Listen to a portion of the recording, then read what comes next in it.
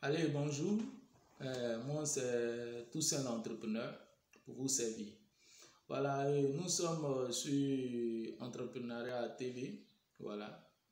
Et je vous considère déjà abonné à cette chaîne. Voilà, puisqu'il faut vous abonner. Et la raison, tout simplement, pour ceux qui sont intéressés à l'entrepreneuriat et l'investissement, voilà, cette chaîne est pour vous. Si vous êtes un dirigeant d'une PME, si vous êtes un président directeur d'une société anonyme, vous êtes dans une administration, dans une entreprise, si vous voulez entreprendre, si vous voulez connaître le droit des affaires, la gestion d'entreprise, la vente en entreprise, abonnez-vous à cette chaîne. Car cette chaîne a pour but, dans un premier temps, de faire la promotion de l'entrepreneuriat. Par la suite, elle a pour but aussi de former un entrepreneuriat dans la création et le fonctionnement d'une entreprise. Voilà. Donc, quand on parle de création et de fonctionnement d'une entreprise, vous devrez bien comprendre qu'une entreprise ne s'écrit pas comme ça, par hasard. Et aussi, une entreprise a une manière de fonctionner. Voilà, à son système de fonctionnement, ce que je veux dire, à son système de fonctionnement. Donc, nous allons voir toutes ces étapes dans ce système de fonctionnement. Nous allons voir les formes juridiques, voilà, puisque c'est le statut que chaque entreprise utilise pour pouvoir fonctionner, exercer son activité. Donc, aussi, en troisième but de cette chaîne, cette chaîne a pour but de créer un vaste réseau de connexions d'entrepreneurs. Voilà, c'est qui permettra à tous ceux qui sont abonnés à cette chaîne de pouvoir obtenir très facilement des partenaires d'affaires pour faire des affaires, des clients pour vendre des produits et des business angels pour pouvoir financer leurs projets pour l'entreprise. Donc, c'est un système que ensemble nous allons pouvoir le réaliser. Il suffit de vous abonner et de partager ces vidéos-là dans tous les réseaux sociaux. Voilà, pour amener plus de personnes à s'abonner à cette chaîne pour qu'ensemble nous puissions créer ce vaste réseau. Pourquoi créer ce vaste réseau? Parce que comme on le dit aussi très bien, ce vaste réseau, on a besoin que cela soit créé pour faire les affaires. Quand en cherchant un partenaire d'affaires, vous le laissez en commentaire. Si vous êtes une entreprise de service, ou si vous êtes une entreprise qui est industrielle, qui avait des produits à vendre, et vous avez sans doute besoin d'un partenaire, un partenaire d'affaires pour pouvoir soit ouvrir une filiale ou un magasin dans une ville ou dans un pays pour pouvoir livrer votre marchandise afin que ces derniers aussi puissent vendre. Donc, c'est à tout ça, vous cherchez un partenaire d'affaires aussi pour pouvoir vous associer ensemble afin d'agrandir votre business. Il y a tout ça. Et vous cherchez aussi des clients pour pouvoir vendre vos produits. Vous cherchez aussi des financements pour réaliser votre entreprise. Il suffit de laisser cela en commentaire et puis bon, partager ces vidéos. Ceux qui seront attirés à cette vidéo sont sans doute des personnes qui sont intéressées à l'entrepreneuriat, aux affaires, et vous trouverez forcément la cible en partageant, en laissant en commentaire vos besoins et partager cette vidéo. Et donc, ensuite, comme on le dit, cette chaîne aussi a pour but de chercher des financements pour les porteurs de projets et les entreprises. Bien sûr, il y aura des systèmes à partir de cette chaîne-là où pour ceux qui seront abonnés, vous allez suivre ensemble. Voilà, ce système-là va permettre à tous ces porteurs de projets, nous en tant que spécialistes, nous allons analyser ces projets-là. Et puis, pour ceux qui seront fiables et viables, vous présenter cela. Dans le système qui sera mis, vous verrez que les financements seront accomplis pour ces porteurs de projets, ces entreprises qui en ont besoin. Et aussi, le but de cette chaîne aussi est de participer à la création des entreprises, de l'emploi, la création de l'emploi, puisque quand une entreprise est créée, l'emploi aussi se crée et ça lutte contre la pauvreté. Donc, quand nous parlons de participer à la création, bien sûr, en partie de cette chaîne aussi, nous allons vous donner des indices d'investissement pour la création d'une entreprise. Vous aurez ça aussi pour tous ceux qui seront abonnés à cette chaîne. Vous aurez aussi ces informations. Aussi, cette chaîne aussi a pour but de faire de chaque abonné à cette chaîne des entrepreneurs investisseurs et de se faire de l'argent à partir de 13 000 francs ou 20 euros ou 29 $ comme premier investissement. Et donc, oui, ce sera possible quand nous allons créer ce vaste réseau de connexion d'entrepreneurs. Pourquoi ce vaste réseau de connexion d'entrepreneurs? Parce qu'un entrepreneur a besoin d'un autre entrepreneur, d'un autre partenaire d'affaires. Si nous arrivons à nous connaître facilement, nous pouvons tirer profit de l'un de l'autre. Parce que si moi je sais ce que tu fais, que toi aussi tu sais ce que moi je fais, ce que je fais peut t'intéresser ou ce que tu fais peut m'intéresser. À partir de ce moment, nous faisons affaire. Et donc, entrepreneur investisseur, parce que si nous allons nous former à l'entrepreneuriat, l'entrepreneuriat est quoi? Pour vous permettre à pouvoir être capable de diriger une entreprise, mais aussi à l'investissement, puisque l'investissement n'est pas une chose par hasard. Pour certains, ils pensent que quand on dit investissement, il faut mettre son argent dans une entreprise ou dans un projet, puis on s'assoit chez soi, on attend les résultats après chaque 6 mois, chaque fin d'année, et puis on attend les bénéfices. Non, il faut être aussi pouvoir participer dans l'entreprise ou dans le projet. Voilà, il faudra aussi être en mesure de proposer des idées, d'avoir aussi des décisions. Donc là, vous devrez avoir une connaissance parfaite du monde des affaires, de l'entrepreneuriat pour pouvoir être un investisseur. Donc aussi, nous allons à partir de cette chaîne donner des conseils.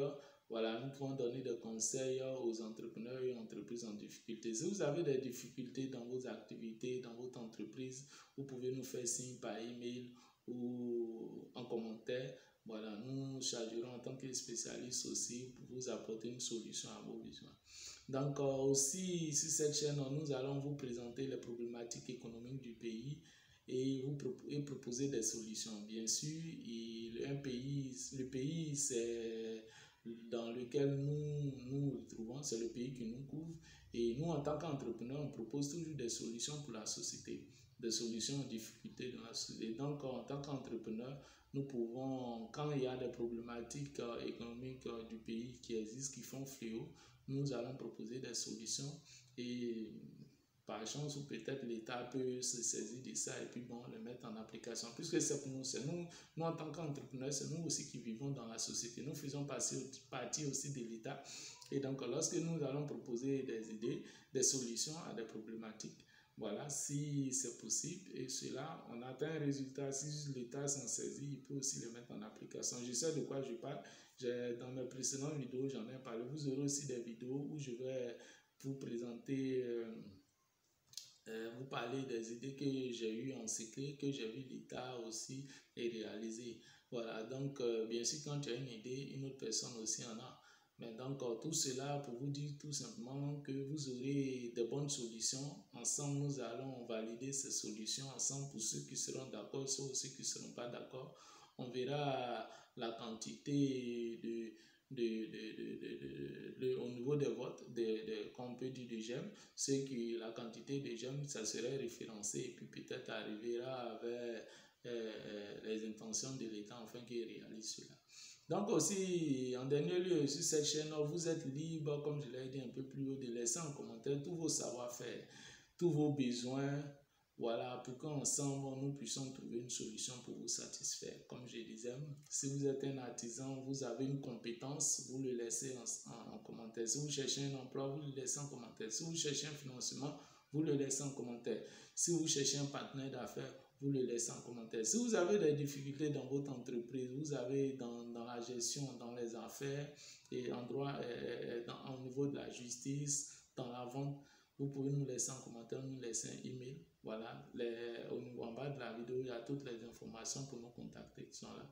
Et puis, bon, nous allongerons à vous trouver une solution pour vous satisfaire. Donc, c'était un peu le but de cette chaîne. Voilà, Entrepreneuriat TV. Voilà, moi, c'est tous un entrepreneur pour vous servir. Aujourd'hui, nous allons parler des droits de société.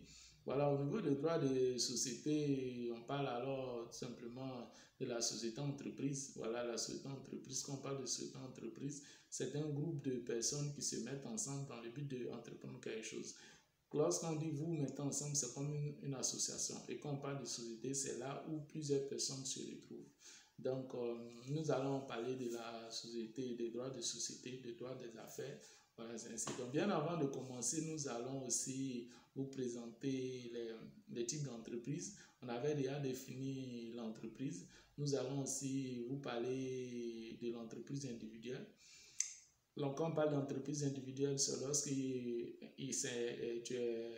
es un entrepreneur, c'est un entrepreneur qui est là, qui exerce son activité tout seul. Bon, en quelque sorte, il n'a pas d'employé. En fait, il peut avoir 2 ou 3 employés, mais il ne s'est pas constitué en société quand il n'a pas d'associé. Parce que pour se constituer en société, il faut avoir des associés. Voilà, quand on parle d'associé, c'est une association. Donc, il ne s'est pas constitué en société devant l'État. Voilà, il exerce son activité tout seul dans un quartier, en louant un local. Et puis, bon, bref. Voilà, donc c'est là, on va vous parler un peu des insuffisances de cette entreprise, puisque la formation en entrepreneuriat, en fait, vous conduit à créer une entreprise. Puisque, comme je vous l'ai dit dans mes vidéos précédentes, au niveau de la formation en entrepreneuriat, vous conduit à diriger une entreprise, à être capable de diriger une entreprise. Est-ce qu'on se comprend bien? Et être des entrepreneurs aguerris dans le monde des affaires. Donc, c'est là, la formation d'entrepreneuriat conduit à réaliser, à créer une entreprise. Donc, à quitter de l'entreprise individuelle pour devenir une société entreprise. Quand on parle de société entreprise, je le répète toujours, c'est lorsque vous avez des associés, des partenaires, et voilà. Donc, nous allons maintenant voir ces insuffisances-là et puis aussi parler des avantages de la société. Donc, dans un premier temps, on va un peu expliquer la société, qu'est-ce que c'est. Donc, la société est instituée par 2 ou plusieurs personnes qui convient par un contrat d'affecter à une entreprise des biens et leur industrie. Donc, quand on parle de société, on parle de société. Société, c'est des groupes de personnes qui se sont mis ensemble.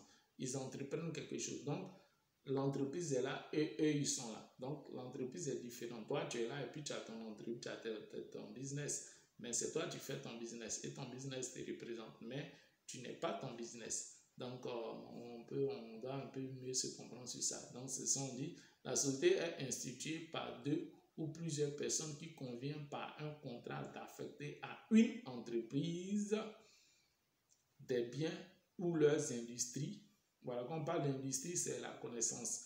Voilà, quand je dis, si vous avez un savoir-faire, la connaissance, vous pouvez être un avocat, ça c'est une industrie, voilà, c'est l'intellectuel, c'est la connaissance. Vous pouvez être un électronicien, vous pouvez être un électricien, un plombier, vous pouvez être un maintenancier informatique, en informatique. Voilà, c'est votre industrie, ça. Donc, soit si vous êtes un électronicien, par exemple, vous pouvez vous constituer en société. Tu peux, par exemple, tu as une idée, et puis bon, ben, pour te constituer. Les électroniciens, on les voit généralement, ils créent des entreprises individuelles. Ils louent un lieu, un magasin, là, ils sont là, et puis ils exercent les activités. Au fur et à mesure, ils ont des apprentis, ou peut-être 1 ou 2 travailleurs. Là, c'est l'entreprise individuelle. Donc, nous allons voir ces insuffisances. Maintenant, pour se constituer en société, là, il suffit de trouver des partenaires, des associés, voilà, des partenaires, et maintenant allez vous légaliser devant l'État. Voilà. Donc, il est important, là, vous allez voir un peu les avantages de se constituer en société et les insuffisances de l'entreprise individuelle. Se constituer en société, beaucoup d'hommes ont peur, mais vous allez comprendre à partir de cette formation ses avantages. Il est très facile. Et il est aussi très important pour vous-même, pour votre avenir, pour votre famille, de se constituer en société et de rester en entreprise individuelle. C'est ce que nous allons voir. Et puis maintenant, nous allons parler des sources de droits de société. Ok. Donc, comme je le disais, comme la société se définit, la société est instituée par deux ou plusieurs personnes qui conviennent par un contrat d'affecter à une entreprise commune des biens ou leur industrie, en vue de partager le bénéfice ou de profiter de l'économie qui pourra en résulter. Elle peut être instituée elle peut être instituée dans les cas prévus par la loi, par l'acte de volonté d'une seule personne. Comme je dis, une seule personne a une idée et puis bon, il décide de s'associer à d'autres personnes. Et puis bon, si ces personnes aussi ont la même pensée, les mêmes idées que lui, se mettent ensemble, voilà, et puis ils vont créer leur entreprise. Donc, par la suite, quand vous créez une entreprise, les associés s'engagent à contribuer aux pertes. Voilà, ça c'est une loi, voilà, qui a été établie à l'article 1832 du Code civil. Donc, là, je voulais vous dire aussi que ces documents viennent de la France. Voilà, ce sont des documents de la France, typiquement des lois françaises et tout ça. Mais nous sommes une colonie française, donc au niveau des articles du Code civil, pour ceux peut-être vous allez aller vous renseigner, vous n'aurez pas ça en 1832, vous aurez ça, puisque voilà, nous sommes, comme je dis, un pays colonisé, mais tel dit la France, tel dit la Côte d'Ivoire, puisque du coup, nous sommes leur colonisés, donc forcément, tout ce qu'ils ont fait là-bas nous ont été affectés. Voilà, donc on continue. L'intérêt des sociétés doit être expliqué avant de dénombrer les sources du droit des sociétés. Donc, on va parler des intérêts des sociétés d'abord, voilà, avant de parler des sources du droit des sociétés. Donc, puisque d'où la société, pourquoi on a créé le droit des sociétés, c'est ce qu'on va parler. Mais d'abord, bien avant, on va parler de l'intérêt de la société. Donc, on va aussi dire que, voilà, la société permet d'abord de pallier les entreprises et les insuffisances de l'entreprise individuelle. Donc, la société permet d'abord de pallier les insuffisances de l'entreprise individuelle. Donc, on parle de la société, ça veut dire que l'association, comme on dit, c'est l'union qui fait la force. Quand tu es seul, c'est bien, mais quand vous êtes ensemble, c'est encore plus mieux. Voilà, donc c'est un langage le dit. C'est l'union qui fait la force, donc il est très bon de se mettre en association. Donc, la société permet d'abord de pallier à l'insuffisance, aux insuffisances de l'entreprise, les insuffisances de l'entreprise individuelle. Mais là ne s'arrête pas à son attrait. Elle présente en effet les avantages que nulle autre organisation n'offre. On parle de la société. Donc, on va aller directement sur les insuffisances de l'entreprise individuelle. Voilà. Ces insuffisances peuvent être classées en deux catégories. Insuffisance économique et financière d'une part, insuffisance juridique, fiscale et sociale d'autre part. Donc, pour vous rappeler que pour ceux aussi qui ont besoin du document, voilà, vous pouvez nous faire signe par email. Voilà, nous allons vous apporter ces documents. Dans cette formation que vous allez suivre à partir de cette chaîne Entrepreneuriat TV, il y aura des documents gratuits, des documents de formation gratuits, mais d'autres documents de formation payants. Voilà, ces documents de formation payante là sont des documents de pointe pour tout entrepreneur qui ont été conçus soit par la gestion ou bien des cabinets de gestion et tout ça. Donc, lorsque nous allons parler que ce document est payant, sachez que c'est très important aussi pour vous. Des informations sont aussi importantes, mais qui n'ont pas été conçues voilà, par un cabinet ou voilà. Donc, quand nous allons en droit des affaires actuelles, nous allons aller, et comment dirais-je, nous allons parler plutôt, excusez-moi pour la caméra parce que là, je constate qu'il y a un souci. Voilà, excusez. Je constate qu'il y a un souci. Ok. Voilà, on n'est pas trop professionnel, mais on essaie de faire ce qu'on peut pour, voilà, pour vous donner de belles images. Voilà. Donc, voilà, on va continuer. Ok, donc, ces insuffisances peuvent être classées en deux catégories. Les insuffisances économiques et fiscales d'une part, insuffisance juridique, fiscale et sociale d'autre part. Ok. Donc, on va prendre en premier point les insuffisances économiques et financières.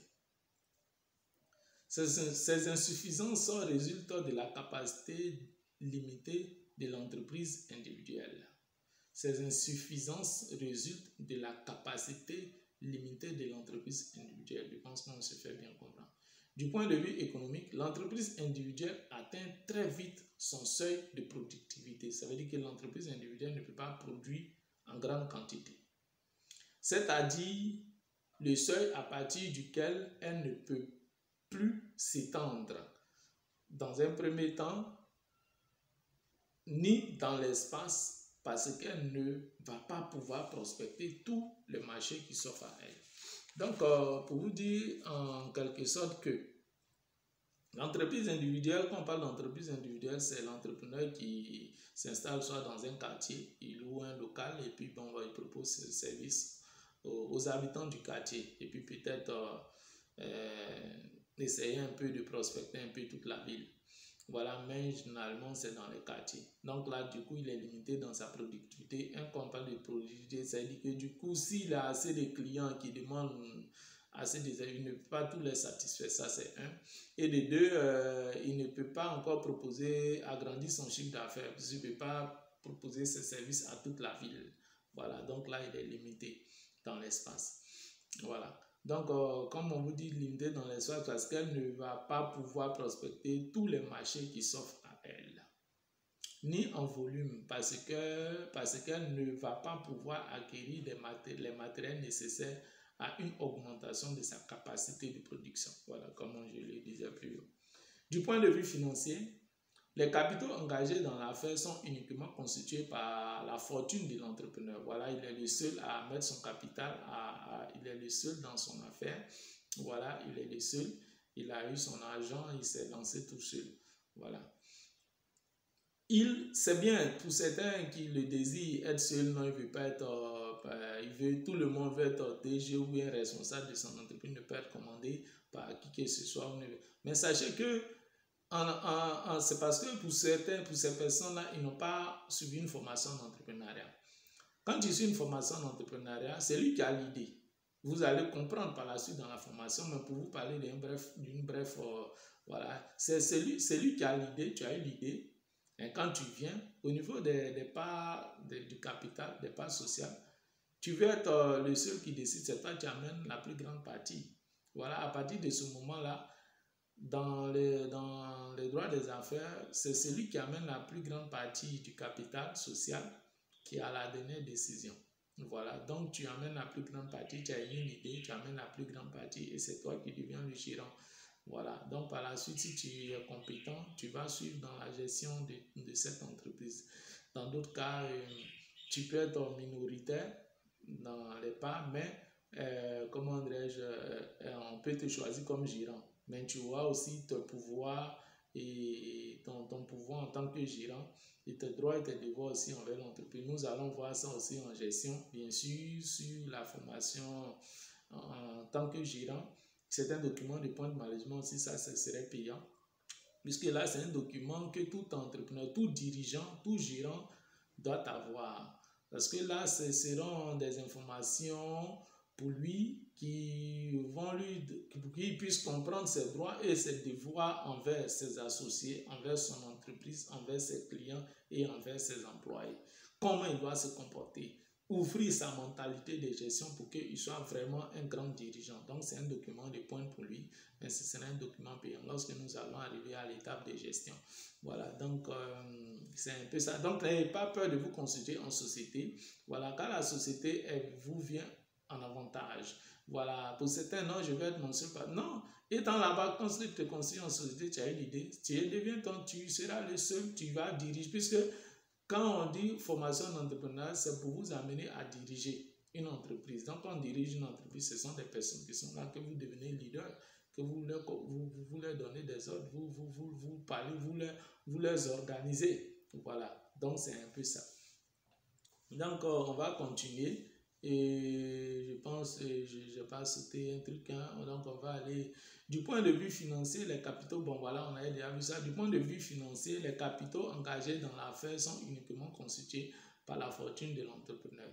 Ils sont donc entièrement soumis à sa capacité, à sa discrétion et aux aléas de sa compétence. Quand on parle des aléas de sa compétence, c'est-à-dire que du coup, là, tu es seul à exercer ton activité. Tu peux ne pas voir dans certaines défaillances de ton activité. Voilà, tu es seul dedans. Si tu peux ne pas voir que tu travailles mal, voilà, pourtant, si tu es en associé, il y aura forcément quelqu'un qui va te dire, ah voilà, ce système-là n'arrange pas trop la société, donc il faudrait changer ton système de travail et tout ça.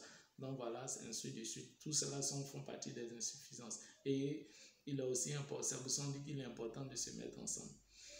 S'il n'y a pas les moyens ou s'il ne désire pas investir dans l'entreprise, celle-ci ne peut se développer. Voilà. S'il n'a pas les moyens ou s'il ne désire pas investir dans l'entreprise, l'entreprise individuelle ne peut pas se développer. De plus, lorsqu'il veut se procurer des capitaux extérieurs, des crédits bancaires par exemple, l'entrepreneur ne peut à nouveau compter que sur sa fortune personnelle pour assurer son banquier, car il ne peut pas utiliser son fonds de commerce comme garantie. Nous allons voir tout à l'heure la définition du fonds de commerce.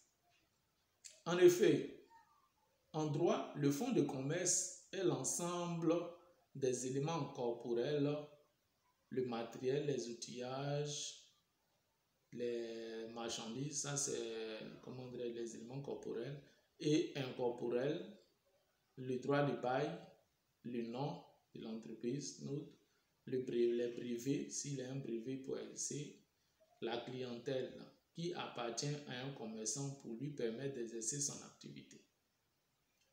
N'a pas d'existence distincte de celle de l'entrepreneur. Cette dernière insuffisance de l'entreprise individuelle est, on le voit déjà, très liée au statut juridique de cette dernière. Donc là, on va aller au statut juridique, quels sont les formes juridiques. Voilà, donc on parle de toutes ces insuffisances sont directement liées au statut juridique de cette dernière. Donc nous allons voir les insuffisances juridiques, fiscales et sociales de l'entreprise individuelle. Du point de vue juridique, d'abord, ce type d'entreprise présente de très sérieux inconvénients, car elle se caractérise par l'absence de patrimoine d'affectation. En d'autres termes, puisque l'entreprise n'a pas d'existence individuelle distincte de celle de l'entrepreneur, donc, comme on le dit, je vous avais dit un peu plus haut que la société, entreprise, voilà, il y a les entrepreneurs, ceux qui se sont associés, et il y a l'entreprise qui est là. Ce sont eux, mais ils ne sont pas ensemble. L'entreprise est là et les personnes qui font l'entreprise sont là, qui sont en société, en association. Donc, ils sont différents. Mais ce sont eux qui font l'entreprise et l'entreprise leur représente. Donc, on se comprend bien. Mais en entreprise individuelle, il n'y a pas de distinction. Ils sont tous ensemble. Vous allez comprendre pourquoi au niveau des insuffisances juridiques, fiscales et sociales. Donc, n'a pas d'existence, telle la loi qui le dit. Hein, voilà, en d'autres termes, puisque l'entreprise n'a pas d'existence individuelle distincte de celle de l'entrepreneur, elle n'a pas d'avantage de patrimoine distinct. Il n'est pas possible d'isoler au sein du patrimoine de l'entrepreneur une masse composée de ses biens professionnels, excusez-moi. Il s'ensuit alors deux conséquences importantes. La première peut être dramatique pour l'entrepreneur ou sa famille. C'est la responsabilité indéfinie et exclusive de l'entrepreneur sur tous ses biens et éventuellement ce qu'il en a en commun avec son conjoint s'il est marié sous le régime de communauté. Donc, il n'a pas de séparation en lui et on peut dire son fonds de commerce, son entreprise.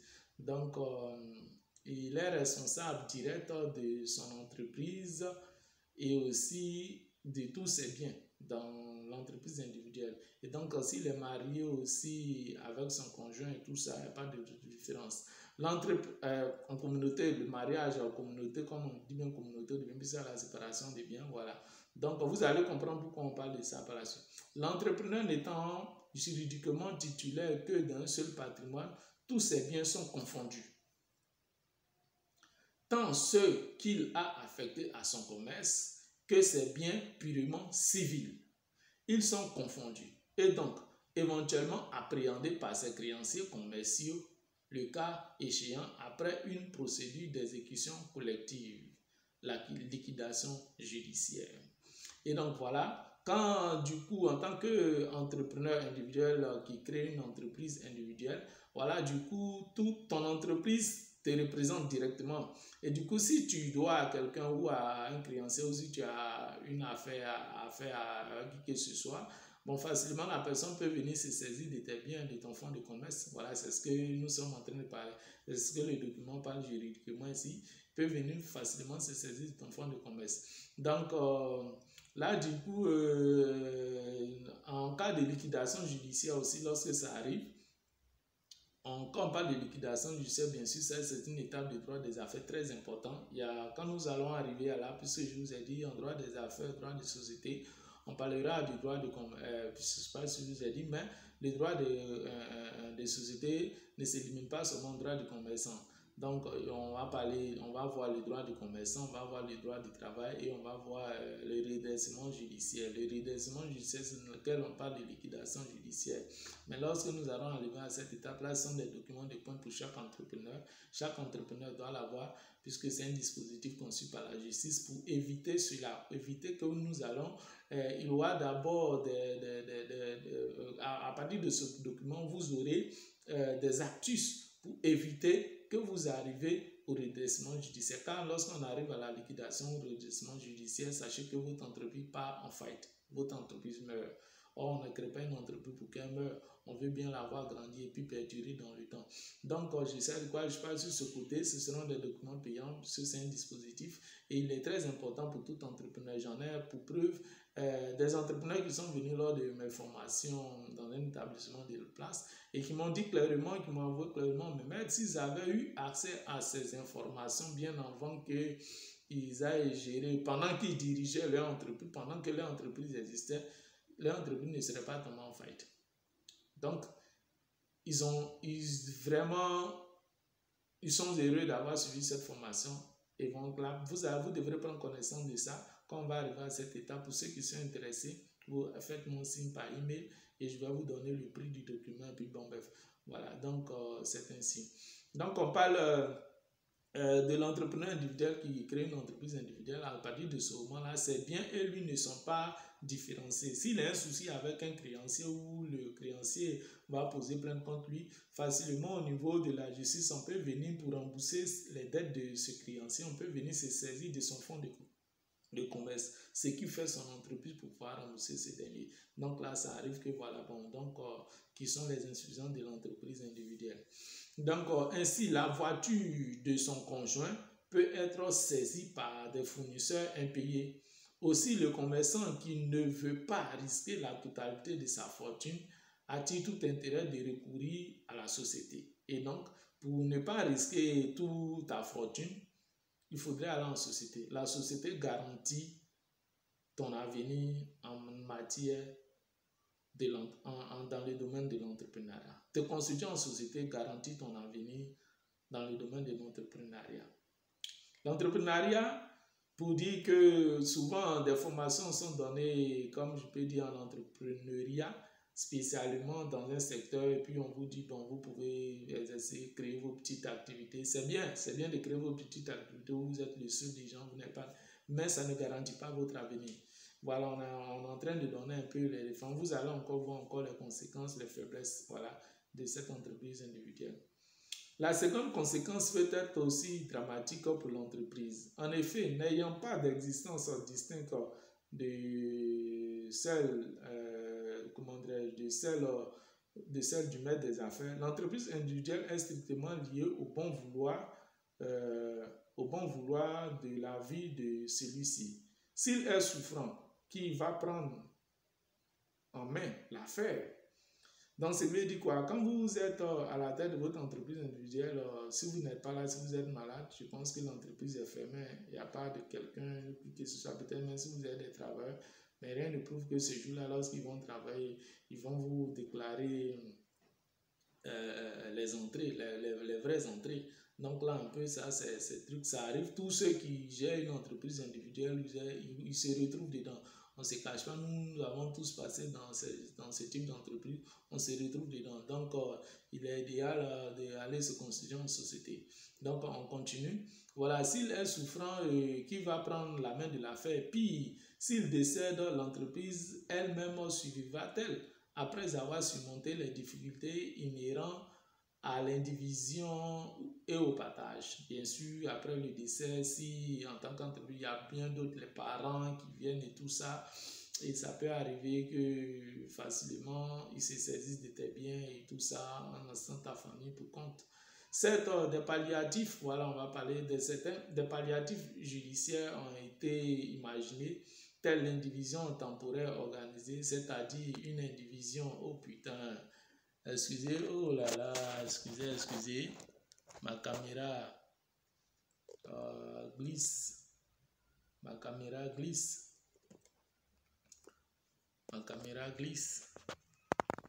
ok, voilà.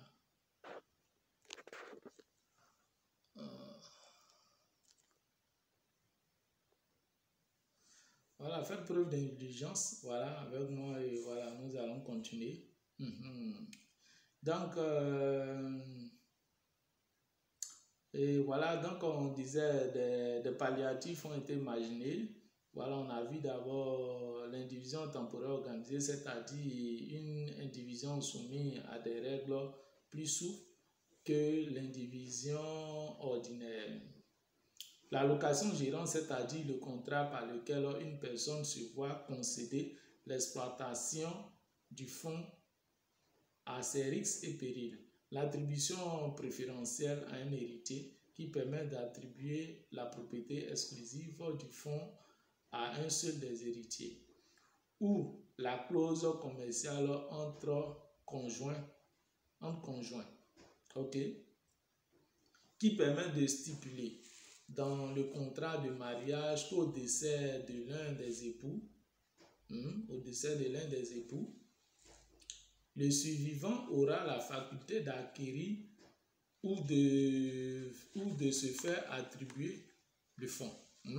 Ok. Donc, ces palliatifs tentent tous d'assurer la transmission intégrale du fonds au décès de son titulaire. Mais en réalité, seule la mise en société de l'affaire garantit vraiment aux commerçants non seulement que le fonds sera transmis à ses héritiers qui recevront un certain nombre de parts sociales, voilà, mais voilà, la mise en société de l'affaire, ce qui veut dire que malgré tous ces palliatifs imaginés, ces solutions imaginées pour résoudre aux insuffisances de l'entreprise individuelle, il sera préférable pour vous de vous constituer en société. À partir de ce moment-là, vos héritiers ou après vos décès pourront récupérer des parts sociales. Voilà, vos parts, ce que vous avez comme part sociale dans l'entreprise, ils pourront facilement avoir accès à ça. Mais aussi que le fonds sortira intègre à l'épreuve, puisque déjà là, étant déjà juridiquement constitué l'entreprise, voilà, le fonds sortira intègre de l'épreuve, puisqu'il n'y aura pas partage de fonds. On ne procédera pas à son démantèlement, mais à attribution de ses parts sociales. Donc, il n'y aura pas, puisque après, comme on dit, décès, c'est les parts sociales de celui qui a constitué, qui est le porteur du projet, existe toujours. Et ses enfants bénéficieront, sa famille, voilà, comme héritage. S'il déclare bien sûr cela à un notaire, voilà, il suffit que les associés se saisissent de ça, voilà, du décret notarial. Donc, ce dernier, ceux que le nom seront inscrits dessus, voilà, vont profiter, seront les héritiers. Donc, on va poursuivre. Du point de vue fiscal, ensuite, les inconvénients de l'entreprise individuelle sont également nombreux. Sommairement, il suffit de remarquer que l'entrepreneur individuel est soumis par la totalité des bénéfices à l'impôt sur les revenus. Donc, on parle maintenant de fiscalité des impôts. Voilà, les revenus. Donc là, vous pouvez aller aussi vous renseigner aux impôts, hein. Voilà, comme aussi à la justice. Voilà, pour voir les avantages comme les inconvénients de l'entreprise individuelle et aussi les avantages de la société. Voilà, tout ça, c'est truc. Aux impôts, vous allez comprendre. Et cela même aussi, si ces bénéfices sont laissés dans l'entreprise pour assurer son financement et son développement. Ainsi, le commerçant qui investit dans son affaire est considéré par le droit fiscal comme celui qui en retire tout le bénéfice. Du reste, l'exploitant ne peut même pas déduire fiscalement la rémunération de son travail, alors que, par exemple, le président directeur général d'une société anonyme ou le gérant minoritaire d'une société à responsabilité limitée sont assimilés à des salaires. Leurs salaires sont donc déductibles du titre des frais dépensés par la société. De même, lorsqu'il s'agit d'assurer la transmission de l'entreprise, le coût est moindre lorsqu'il s'agit d'une société. La cession d'un fonds de commerce est imposée à un taux progressif qui atteint 14,20% pour la fraction du prix supérieur à 700 000 francs. Donc là, c'est en francs français, dans le temps où on parle de 700 000 francs. Voilà. Alors que ces cessions de parts sociales ne donnent lieu qu'à un droit réduit. Quand on parle de parts sociales, on parle de société. Donc, alors que les cessions de parts sociales, ça c'est une PME, voilà, ne donnent lieu qu'à un droit réduit de 4,80%. Vous voyez un peu la différence. Pour l'entreprise individuelle, on va à 14,20%. Pour la société, on va à 4,80%. Et que ces cessions d'actions ne sont pas taxées. Là, quand on parle de cession d'actions, là, c'est une société anonyme, ne sont pas taxées si elles ne sont pas constatées par un acte. Ces quelques exemples montrent bien à quel point le droit fiscal pénalise l'entreprise individuelle. Okay. Du point de vue social, enfin, la situation de l'entrepreneur individuel est également défavorisée. Il cotise personnellement aux allocations familiales, aux caisses d'assurance maladie et d'assurance vieillesse des non-salariés. Mais il reste moins bien couvert, notamment pour le risque maladie, qu'un salarié. Au contraire, le président directeur général d'une société anonyme ou le gérant minoritaire d'une société à responsabilité limitée est assimilé à des salariés et bénéficie donc de l'ensemble des prestations sociales attachées à ce statut. L'exposé, donc voilà un peu les insuffisances de l'entreprise individuelle. Voilà, quand je voulais un peu parler un peu de ça pour que vous compreniez. Bien sûr, en droit des affaires, on passe d'abord par là. Donc, puisque la formation d'entrepreneuriat, comme je le dis et je le répète, doit vous conduire à la création d'une entreprise afin que vous la dirigez. Et donc, vous comprenez, vous avez vu très bien de rester, et très bien les insuffisances, les conséquences, les inconvénients de rester toujours en entreprise individuelle. C'est bien, mais ce n'est pas bien pour l'avenir. Parce que je vous donne aussi l'exemple, quand on vous parle au droit fiscal, c'est l'État. Voilà, c'est l'État. Aujourd'hui, quand vous constatez que, comment dirais-je, les routes qui sont cassées, les magasins qui sont cassés au bord de route, la plupart sont des entreprises individuelles. Aujourd'hui, ils souffrent. Parce que, pourquoi, en vérité aussi, il faut que je vous le dise, pourquoi l'État casse? Parce que l'État même a facilité la création de l'entreprise en Côte d'Ivoire. Aujourd'hui, il suffit d'aller au CPC, voilà, le centre de promotion d'investissement en Côte d'Ivoire. Aujourd'hui, il est très facile de constituer une entreprise. Donc, l'État a facilité cette tâche pour que nous tous, nous quittons dans l'entreprise individuelle pour aller dans une société-entreprise. Car aussi l'État a besoin des impôts. Quand je parle de fiscalité, quand on parle de fiscalité, l'État a besoin des impôts pour reconstruire notre route, nos hôpitaux, nos écoles. Donc, vous qui soit vous êtes constitution d'entreprise, vous êtes une entreprise individuelle, vous occupez les bordures des routes et tout ça, l'État ne voit pas dedans. Et donc, bien sûr, c'est pour ça on vous met un peu voilà, hors d'état d'usage.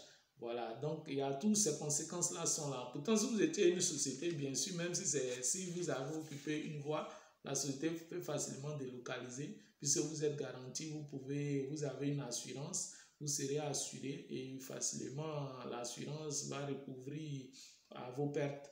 Voilà, comme aussi vous pouvez vous adresser aussi facilement à une banque et puis bon, si possible, obtenir un financement qui est encore plus avantageux qu'une entreprise individuelle.